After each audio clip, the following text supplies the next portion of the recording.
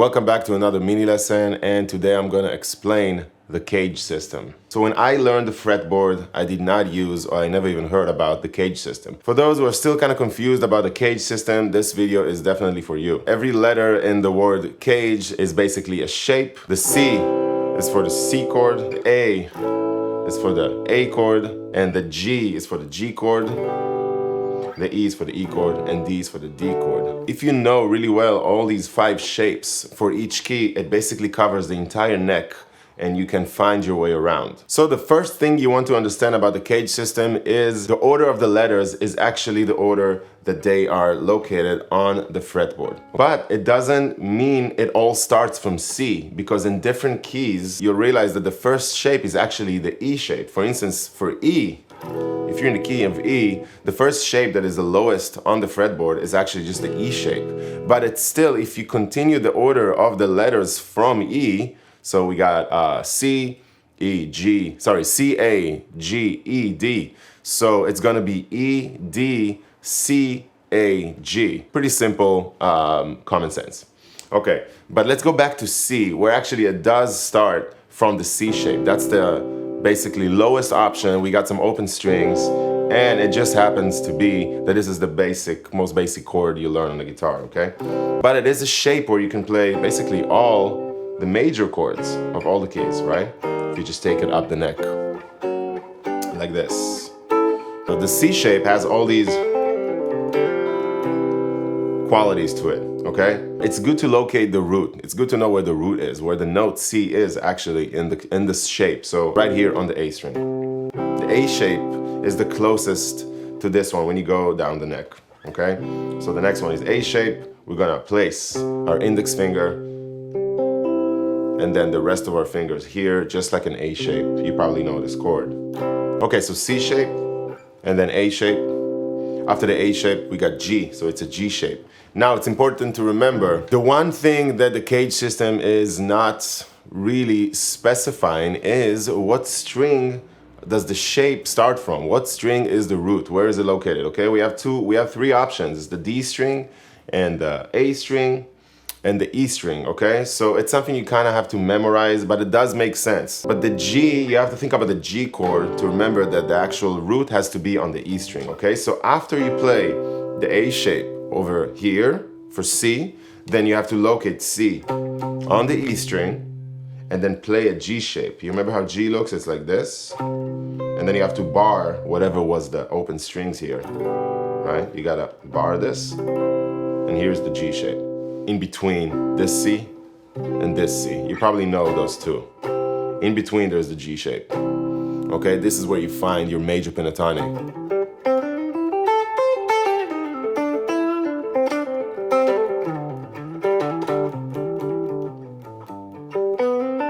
See, it's a great way to connect between the A shape and the E shape. Get to know this one.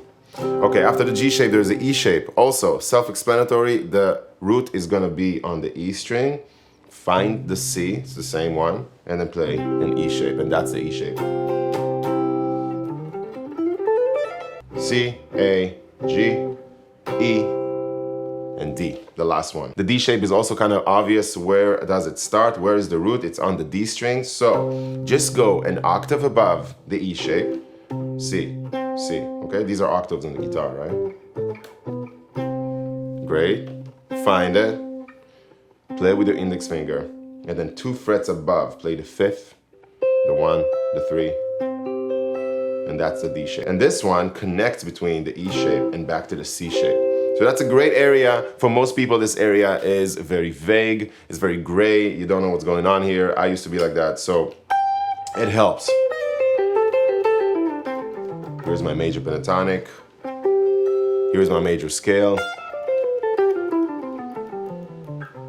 Make sure you complete the cycle and go back to the C shape and play it an octave above, past the 12th fret. It's good. It's just good practice. So back to the C shape. And then here's my A shape.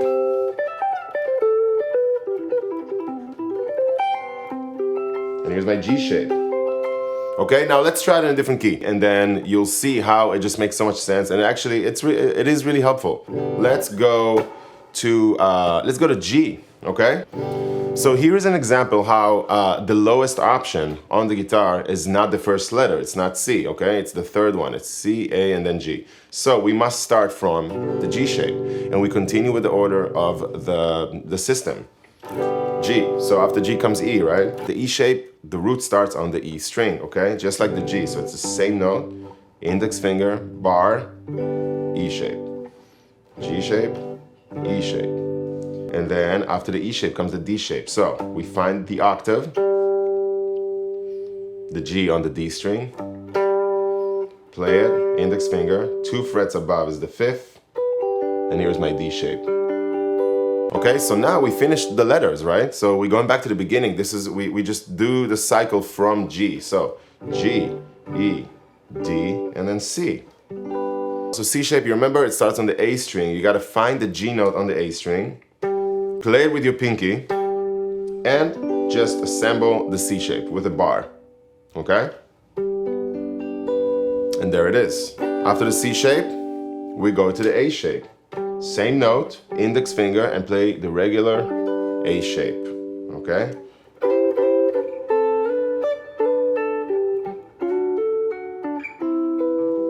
Okay, after the A shape, we're back to the G shape, okay? And this is your practice routine. You start with a key. Know really well around the C major key, C major scale, where are all the shapes, okay? Choose a key and then find that one shape that you know. It doesn't matter what it is. Like let's say you know this one, okay? For A, I'm pretty sure you know one A chord, right? So play that, identify what that is. Oh, that's the A shape. Okay?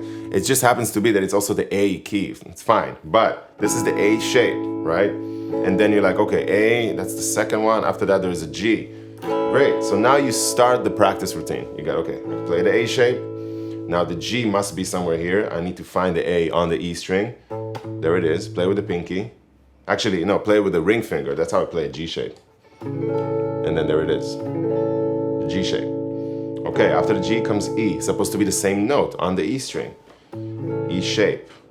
Oh, that's the one that I already know, you know? Everything will come together. After the E, octave, D, D shape, right? C shape, A shape again. Okay, let's take another key. F. I know F right here, okay? I know that's an E shape. So, E, D shape, C shape, A shape, G shape. Okay, let's take B flat. I know B flat here. That's the closest to the top of the neck. Great, so that's an A shape, right? It's been recognized. Great, after the A shape, there must be a G shape, E shape, D shape, C shape, A shape again, okay? And it just connects everything, you know? If I'm in B flat still, and I know all of this, then I can play all my like intervals, my triads, not right away, but it helps sew everything together, okay? So that is my mini lesson on the CAGED system. Hopefully that kind of helps you understand it better, and I try to explain it in the most simple way. So let me know if it was actually clear, and let me know in the comments what do you think about it and how does that help you become a better guitar player. And just anything you want to ask me, and keep in touch with me, so you can comment below, DM me on Instagram, follow me on TikTok. I post a lot of material over there. You can also sign up for the waiting list for lessons with me, so hit me up on TikTok. There's a link over there, and you can put your details, and I get back to each and one of you. With all that being said, thank you so much for watching this video, and I'll see you on the next one.